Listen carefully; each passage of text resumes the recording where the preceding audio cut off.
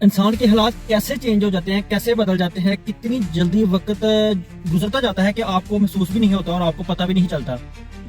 جب آپ کے اوپر مشکلات کا ٹائم آتا ہے تو وہ وقت گزرنے کا نام نہیں لیتا، اور جب آسانی کا ٹائم آتا ہے نا تو آپ لوگوں کو پتہ بھی نہیں چلتا، تو اتنا وقت اتنی جلدی گزر جاتا ہے۔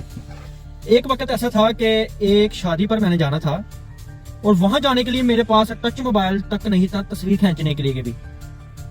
تو میں نے موبائل لیا کسی سے، مجھے آج بھی وہ دن یاد ہے کہ ایک دن کے لیے موبائل لیا تھا میں نے شادی پر جانے کے لیے، اور سوچتا تھا کہ کاش میرے پاس بھی میرا اپنا موبائل ہو۔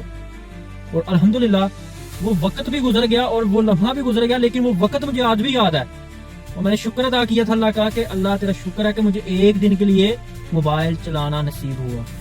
اور آج میں جتنے چاہوں موبائل لے سکتا ہوں، جیسا چاہوں موبائل لے سکتا ہوں۔